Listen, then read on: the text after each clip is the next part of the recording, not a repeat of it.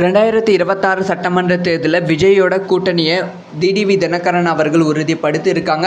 இதனால் தமிழக அரசியல் களமே பெரும் அச்சத்தில் இருக்கு. ஸோ டிடிவி தினகரன் மட்டும் இல்லாமல் பன்னீர்செல்வம் அவர்களும் விஜயோட கூட்டணி வைப்பதற்கான வாய்ப்புகள் இருக்கு. அந்த மாதிரி சில சம்பவங்கள் நடந்திருக்கு. டீட்டெயிலாக பேச போகிறோம். ஆல்ரெடி டிடிவி தினகரன் அவர்கள் ஒரு இடத்துல விஜயை பற்றி பேசியிருப்பாங்க.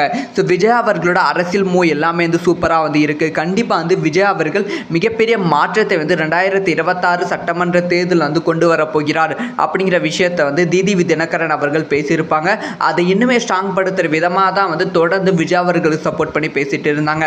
இப்போ என்னடானா ஒரு பெரிய சம்பவத்தை டிடிவி தினகரன் அவர்கள் பண்ணியிருக்காங்க. அதாவது மதுரையில் நடந்த பிரஸ் மீட்டில் நான் பிஜேபி என்டிஏ கூட்டணியிலிருந்து விலகி என் மரியாதை இல்லாத இடத்தில் எனக்கு இடம் இல்லை, நான் அங்கே இருக்க மாட்டேன் அப்படிங்கிற விஷயத்தை டிடிவி தினகரன் அவர்கள் சொல்லியிருக்காங்க.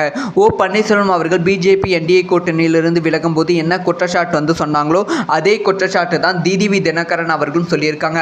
அது மட்டும் இல்லாமல் டிடிவி தினகரன் இப்போ விஜய் அவர்களோட கூட்டணி வைக்க போகிறாங்க அப்படிங்கிற செய்தி கிடைச்சிருக்கு. விஜய் அவர்களுக்கு சப்போர்ட்டாகவும் இருக்க போகிறாங்களாம். ஏன்னா விஜய் அவர்கள் கூட கூட்டணி வைத்தாதான் டிடிவி தினகரன் அவர்களோட வளர்ச்சி தமிழகத்தில் அதிகரிக்கும். ஏன்னா பிஜேபி கூட்டணியில் இருக்கும் கட்சிகள் அனைத்திற்குமே இப்போ டவுன் பார்ஃபாக தான் இருக்கு. அதனால் இப்போ விஜய் அவர்களோட கூட்டணி வைப்பதற்கான பேச்சுவார்த்தை போய்கொண்டு இருக்காம். அதனால தான் தொடர்ந்து டிடிவி தினகரன் அவர்கள் விஜய்க்கு சப்போர்ட் பண்ணி பேசிட்டு இருக்காங்க. ஒரு பக்கம் டிடிவி தினகரன், இன்னொரு பக்கம் பன்னீர்செல்வம் விஜயோட தமிழக வெற்றி கழகத்தோட கூட்டணி வைப்பதற்கான பேச்சுவார்த்தை போய்கொண்டு இருக்கு. பன்னீர்செல்வத்தை தமிழக வெற்றி கழக நிர்வாகிகள் பல பேர் அப்ரோச் பண்ணியிருக்காங்க.